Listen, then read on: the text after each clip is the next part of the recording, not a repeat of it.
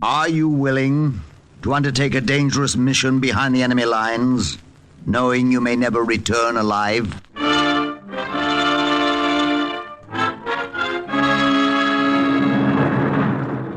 What you have just heard is the question asked during the war to agents of the OSS. Ordinary citizens who to this question answered, yes. This is Cloak and Dagger.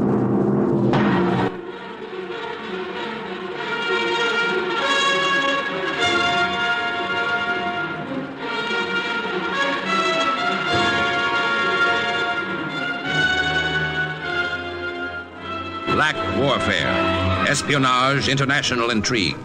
These are the weapons of the OSS. Tonight's story, Seeds of Doubt, concerning an OSS agent who tracked down Nazis in American uniforms, is suggested by actual incidents recorded in the Washington files of the Office of Strategic Services. A story that can now be told.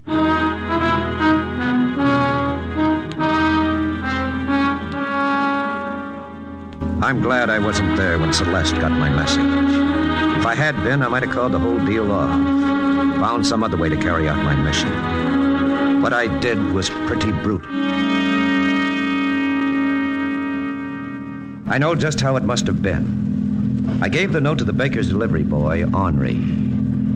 He must have driven the dilapidated old truck through those majestic iron gates of the Chateau Breton, 12 miles south of Paris, circled the huge house and come to a stop at the servants' entrance. And perhaps it was Muriel herself, Celeste's personal maid, who answered the door. Pour mademoiselle. Oh, merci, monsieur. Pour vous, monsieur. Merci, madame. And then Muriel began that long climb up to Celeste's room. 3 flights of marble stairs and then down the carpeted corridor to the 4th door on the right-hand side. Mademoiselle? Entrez. Entrez, Muriel. Celeste was probably reading. She always was in those days. It was a way of passing time while she waited for some word from my friend, Paul Blanchard. A message, mademoiselle. A message? From Muriel? I do not know. It was all so mysterious. A baker's truck was at the door, and the boy gave... No, never mind. Give it to me. Voilà, mademoiselle. Oh, that handwriting. Mademoiselle, it is not from... No. Be quiet. Oh, mon Dieu. But then it is... C'est ça. It is Paul. My Paul. He is here in Paris.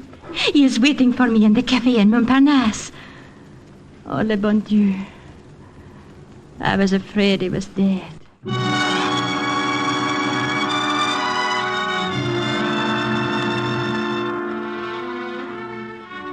That's how it must have been. And all the while I sat in a dingy little room in the back of the Café de Trois Chars, drinking cognac, feeling like a dog, waiting.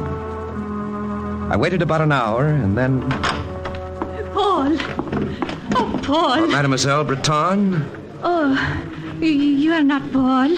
No. Where is he? Mademoiselle, I was a friend of Paul Blanchard. But where is he? Where is Paul? Mademoiselle... Answer me. Very well. Paul is dead. Like I say, it was brutal. But is there any way of saying it that isn't brutal? She tottered toward the table and then slumped into a chair. Dead. Her face was deathly white. And yet it was still the loveliest face I'd ever seen. But this note, it is Paul's handwriting. Well, a forgery, mademoiselle. The OSS is well equipped to forge any man's handwriting. The OSS? Oh, I begin to understand.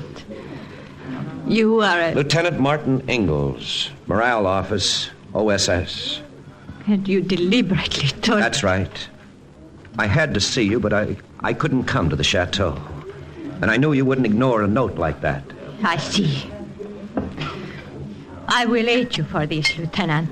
As long as I... That'll be rather awkward considering our future relationship. We shall have no future relationship. You and I. I think we will. I've come to Paris to take Paul's place.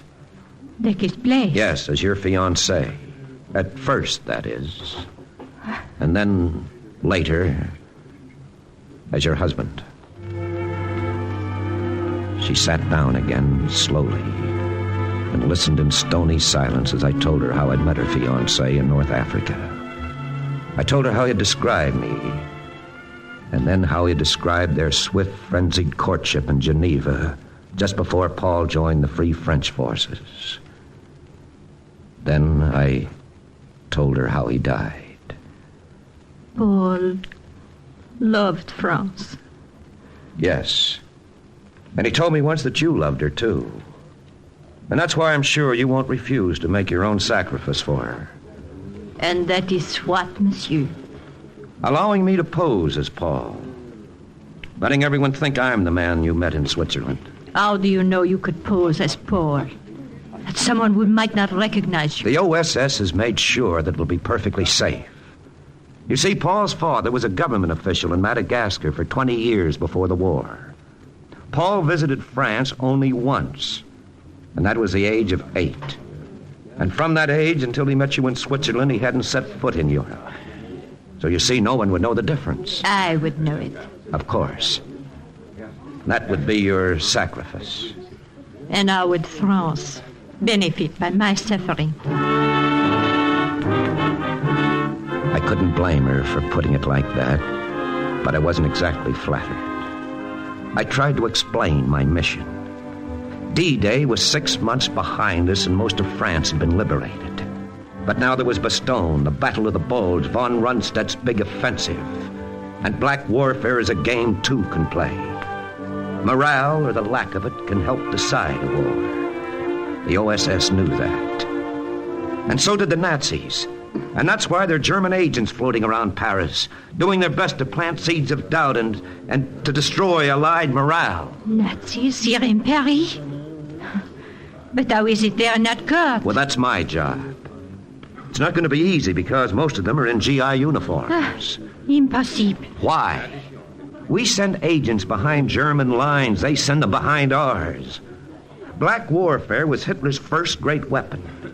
Why do you think Poland, the Low Countries, yes, even France collapsed so fast in 1940? Because the Nazis had agents behind the lines, fifth columnists, doing the same thing then that they're doing now. But that was in 1940. The war isn't over yet, mademoiselle.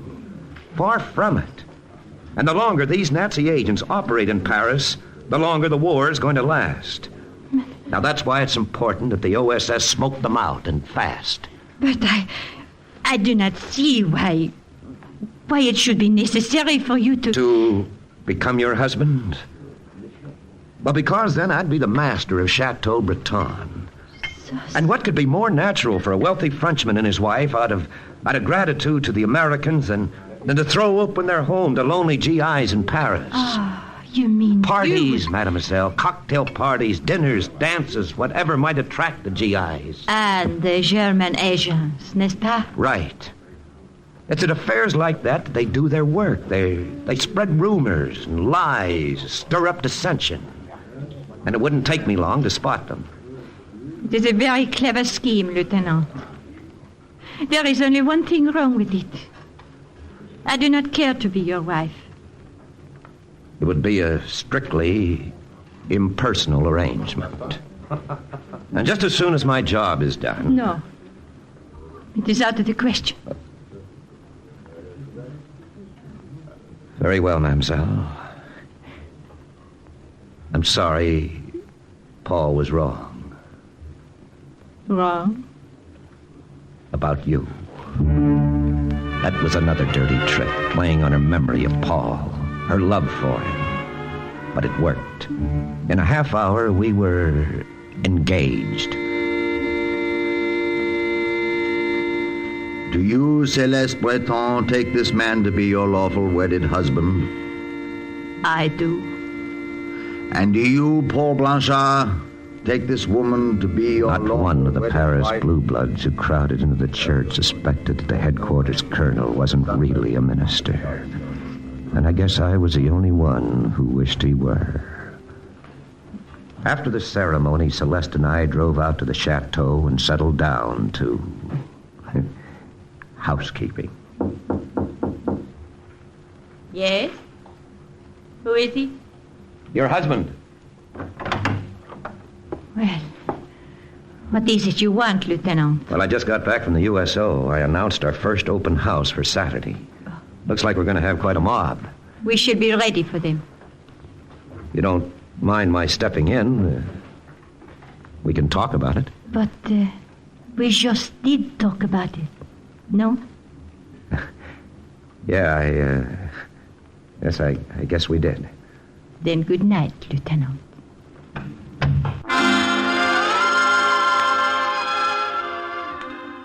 And that was married life at the Chateau Breton. It's a good thing our series of parties did start then. Took my mind off other things. It looked like every Joe in the European theater attended those parties. The champagne flowed, the canapes vanished. Each clam bake was a bigger success than the one before it. Except I didn't spot any Nazi agents. Yes, there were plenty of rumors, sure. That's one thing an army always has plenty of. I tell ya, I hear we're getting our brains beat out at Bastogne. This man's war ain't over yet, pal. The guy was telling me the other day how the brass snafu thinks at Cambrai. Like a guy was saying the other day, if Hitler wants to negotiate, well, let's negotiate and get it over with so we can go home. I heard Hitler's got a secret weapon. Bacteriological stuff. He's just waiting for the right time to use it.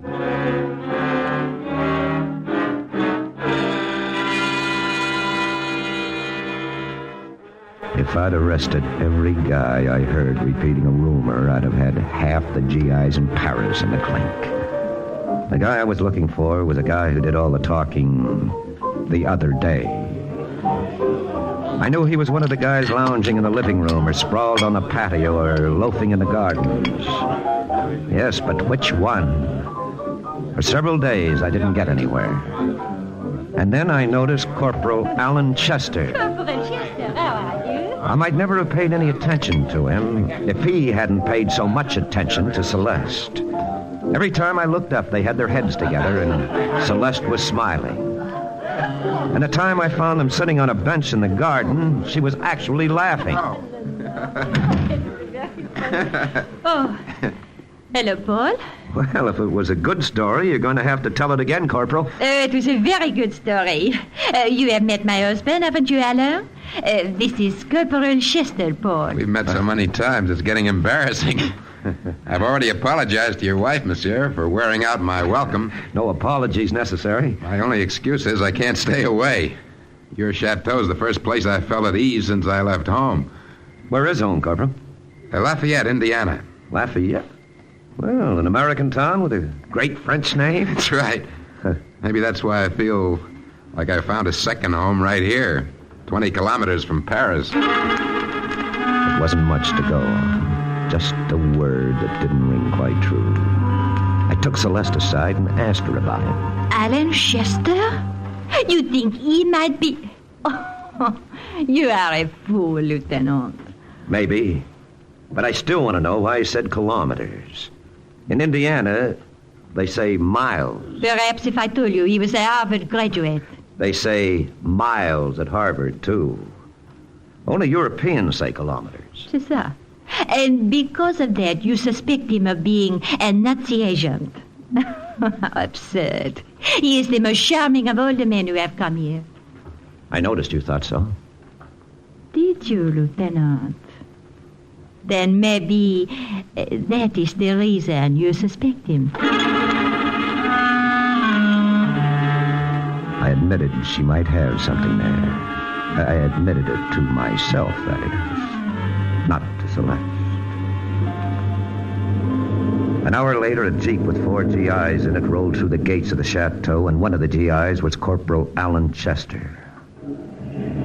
And 30 seconds later, I was behind the wheel of Celeste's little Jaguar, following the jeep. Dusk was falling, And the road to Paris was lined with traffic, and it wasn't too hard to keep a few cars behind the Jeep, seeing without being seen. In town, the Jeep pulled up in front of a cafe on the Boulevard Saint-Germain, and Corporal Chester climbed out and waved goodbye to the other three.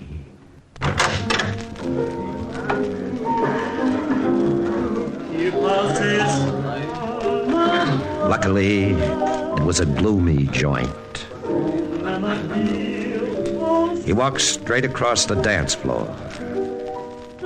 I hugged the walls and moved in the same direction. He didn't stop at the bar. He didn't sit down at a table.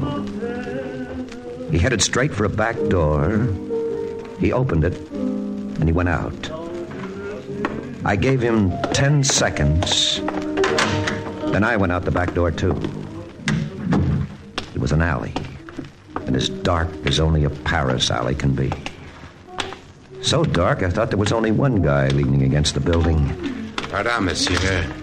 Est-ce que vous avez une cigarette? I dug into my pocket for a cigarette. That's when I knew that there were two guys. I whirled around. The second one was standing behind me, and there was something in his hand that looked like a blackjack. My fist shot out quick and connected.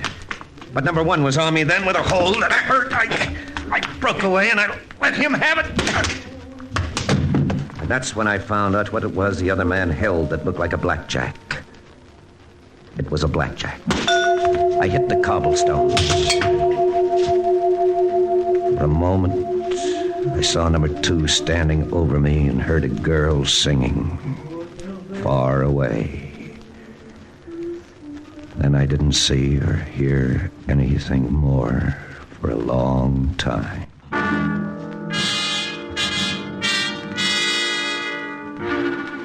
It was dawn when I climbed up to the third floor of the chateau. If Celeste was sleeping, she woke up plenty fast. And if she had to get into that shimmery house coat she wore, she must have done it in record time. Lieutenant! Oh, mon Dieu, you look terrible. I didn't tell her that she looked wonderful. I didn't ask her if I could come in either. I just walked past her and I sat down on the divan. I told her what had happened in the alley off the Boulevard Saint-Germain. But all the time I talked, I was thinking of something else. That we were alone. That she was very beautiful. And so now, of course, you are quite certain that Corporal Chester is a German agent. Well, that's how it adds up, doesn't it? Perhaps I am not so good at figures. These men may have been thieves. They took your money, n'est-ce pas? Well, that doesn't prove anything. Well, that could have been a cover-up. But why would Corporal Chester have wanted you beaten up? Well, to stop me from tailing him. Now, that cafe may be a regular hangout, and his boys may hang around outside to take care of any shadows who show up. Oh, then you think he did not know you were following him tonight, huh? Well, his boys may have reported that they slugged a guy in the alley, but well, they can't be sure who I was, or well, even that I was tailing him. I see. I look that funny? No. I am just thinking what a fool you are, Lieutenant. Strange. I was thinking the same thing myself. What do you mean? A man who has a wife as lovely as you doesn't even kiss her. He is a fool, isn't he? He would be even more of a fool if he tried. Have you forgotten that bargain? A strictly impersonal relationship, you said. I said it when you said you'd be loyal to Paul Blanchard's memory. And am I not being loyal? I don't know. But the way you smiled at Alan Chester wouldn't suggest you are. Oh, you do not like the way I smile at him, huh? I don't like it at all. Then, naturally, you would not wish me to accept this invitation. What invitation?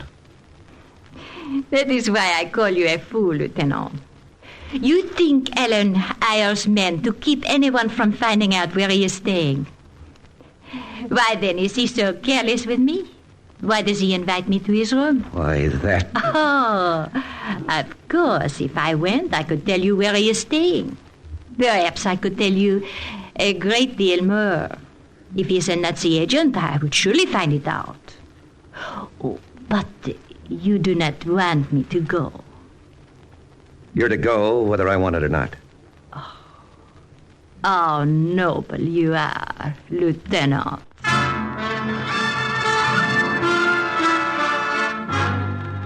So she kept her date with Corporal Alan Chester, and I paced the rooms of the chateau and waited for her. And suffered. It was dawn when she got back. Well, let's have the report. The personal one, Lieutenant, or the impersonal one? The impersonal one is the only one that concerns me. Maybe. Well, I've found out nothing. And I am more certain than ever that there is nothing to find out. Okay. Thank you. Well, maybe you'll try again some other night. Tomorrow night. It is all arranged. I see. And I will give you the personal report too, Lieutenant, even though it does not concern you. I had a lovely time.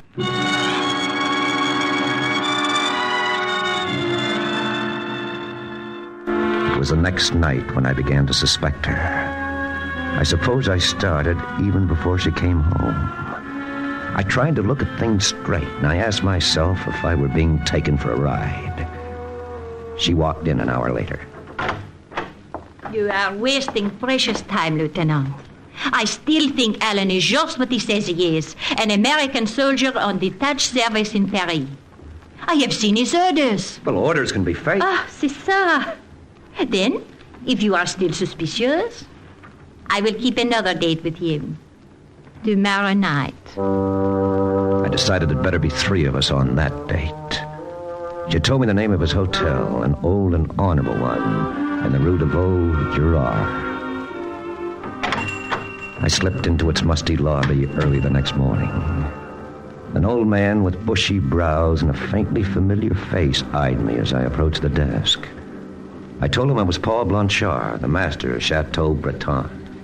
If you say you are Paul Blanchard, monsieur, then you are Paul Blanchard. Any reason to suppose I'm not? Mais non, monsieur, none at all. Just as there was no reason during the resistance to suppose that you were an OSS agent. I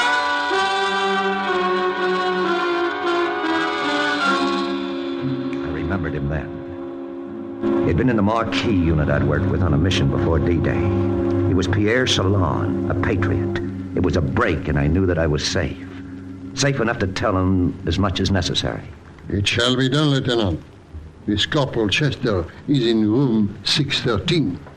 Room 612 will be vacant all evening. Here's the key to it, Lieutenant. The door between the two rooms will be unlocked. And fortunately, the walls are paper-thin. 5 minutes after Celeste had left that night, I was on the road to Paris. At the hotel, I went straight to room 612, let myself in. It was empty, pitch black.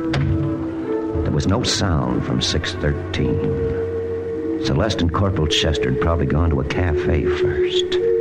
It might be a long wait.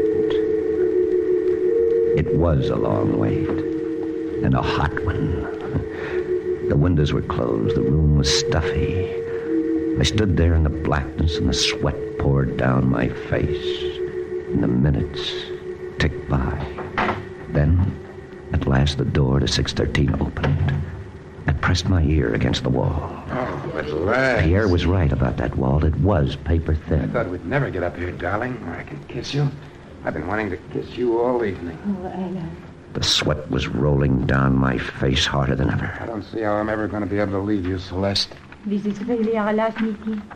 I'm leaving Paris tomorrow morning. It is very hard to face. Alan.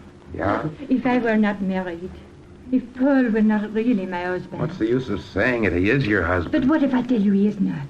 What if I confess it is all a sham and mockery? I wasn't sweating anymore. Now I was so cold I shivered. I don't understand, Celeste. You mean he's only pretending to be your husband? Oui, only pretending. But why? In order to trap you. He is an American, an officer in the OSS. He thinks you are an Nazi agent. The butt of my revolver was cold, too. My hand squeezed tight around it. Is this true, Celeste? He actually thinks I'm a German? Yes. And I think so, too. I know you are. Celeste. But I don't care. I would not have told you my secret if I did. I love you. How long would you go on loving me if I were an enemy of France? What is France to me? What is any country to any woman? I would love you no matter what you are. All right, Celeste. You're right. I'm a member of the intelligence service of the Third Reich. I twisted the knob, jerked open the door, and stepped into room 613. Lieutenant. Thank you for selling me out, mademoiselle. If you weren't a traitor, I might never have been sure about Corporal Chester. There was a lamp on the table, the only light in the room, and it stood behind him. As I spoke, a swift movement of his arm sent it crashing to the floor. Now there was darkness again, enveloping all three of us. We all moved. We changed our positions swiftly, silently. None of us could speak without tipping off where we were. Neither Chester nor I could fire for fear of missing. So we circled the room. We waited for our eyes to grow accustomed to the dark. And then, he must have thought he saw me. He missed me. The bullet struck something near the door. But the flash of his gun was all I needed. I fired. And then on the third shot...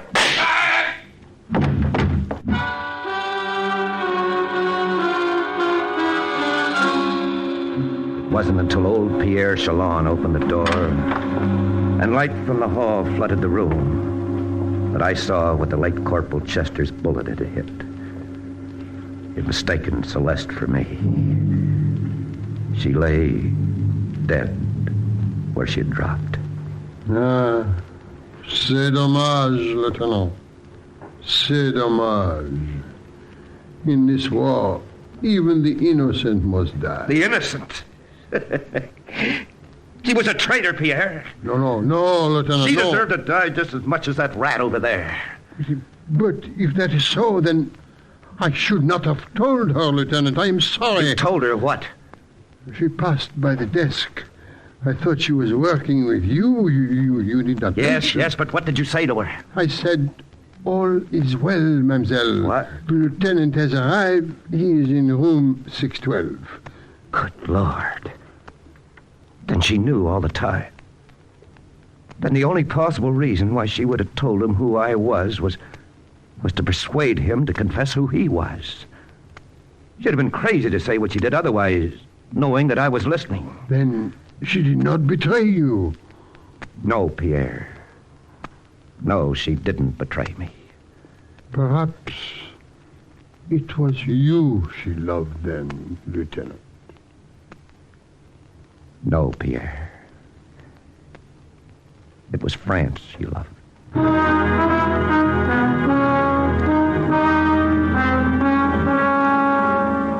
The rest was easy. In Corporal Chester's room, we found a list of names and code. We broke the code before dawn the next morning. And by that night, we had every Nazi agent in GI uniform corralled. And once again, the report of another OSS agent closes with the words, Mission accomplished. Listen again next week to another true adventure from the files of the OSS on Cloak and Dagger.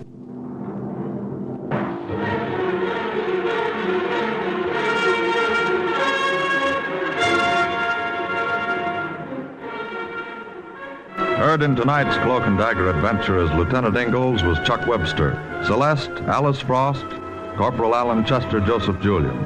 Others were Carl Weber, Evelyn Juster, Jerry Jarrett, Louis Soren, Horace Bram, and Anna Karen. The script was written by Ken Field, and music was under the direction of John Gart. Sound effects by Manny Siegel and John Powers. Engineering by Don Abbott. Tonight's OSS adventure was based on the book Cloak and Dagger by Corey Ford and Alistair McBain. This program was produced by Louis G. Cowan and Alfred Hollander under the direction and supervision of Sherman Mark. 3 times mean good times on NBC.